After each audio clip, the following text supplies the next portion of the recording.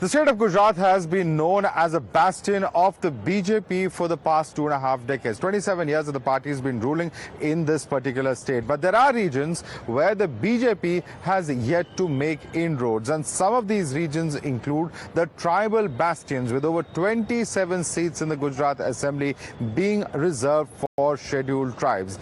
This time around, with the BJP announcing several programs and also, in fact, wooing several leaders from the Congress party into the BJP, will it be successful in breaching these bastions that have traditionally been with the Congress party?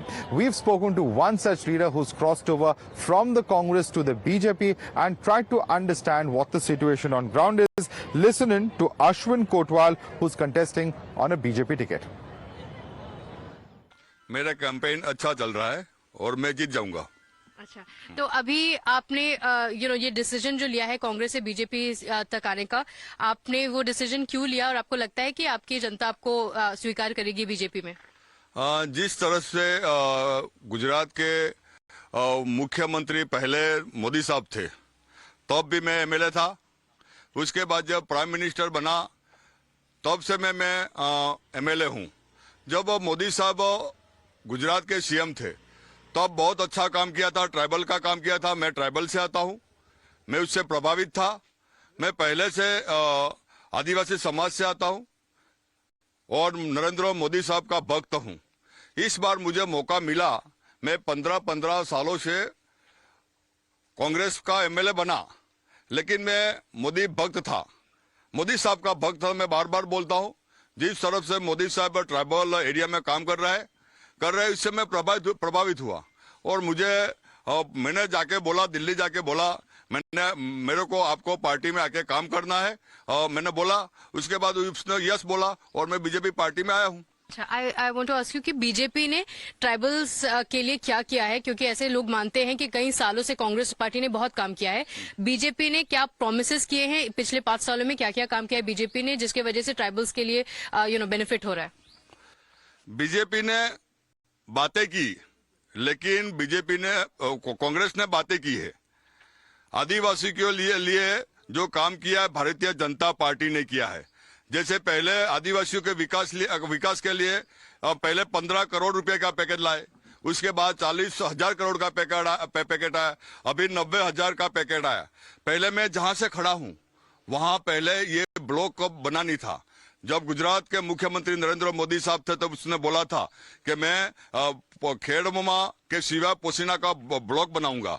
उसके बाद block भी बनाया। आज आप देखो कि हमारे मामलतदार का जो एजुकेटिव मजिस्ट्रेट की ऑफिस बनी है, पुलिस स्टेशन बना है, हमारी हॉस्पिटल बनी है, कॉलेज बनी है, प्राथमिक शाला बनी है। जो व्यवस्था करनी थी वो भारतीय जनता पार्टी ने कर दिए। गुजरात का कोई आदिवासी ऐसा नहीं बोलेगा कि नरेंद्र मोदी साहब ने ये किया है। भारतीय जनता पार्टी ने जितना काम किया, कांग्रेस ने काम करते तो उसकी ये हालत नहीं आती। आज मैं बैठ कर आपको बताता हूं कि जो 182 सीट है, कांग्रेस से 30 के आगे नहीं जाएगी। This time round, there are those who believe that the Aam Aadmi Party's entry into the Gujarat Assembly will dent into the anti-incumbency votes which would have traditionally gone for the Congress and thus end up benefiting the BJP. So what's really going to happen on ground? Will the BJP be able to breach its tribal bastion of the Congress party? Listen to what common citizens have to say on this. Now we're headed towards the Ambaji region, and remember, here the Congress party is extremely strong. We've stopped near a place where several of these local residents are staying. Let's find out from them what they think is the election mood right now. आपका नाम बताइए, आपको क्या लगता है कौन सी party यहाँ strong है? यहाँ पार्टी बीजेपी का हूँ मैं सबसे पहली पार्टी बीजेपी यहाँ आई थी, जब से मैं बीजेपी मानता हूँ।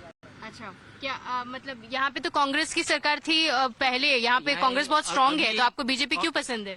मैं पहले से बीजेपी में हूँ, बीजेपी का कार्यकर्ता हूँ और बीजेपी में पार्टी के साथ में घूमता हूँ। तो पार्टी अच्छा काम कर रही है? पार्टी अच्छा काम कर रही है।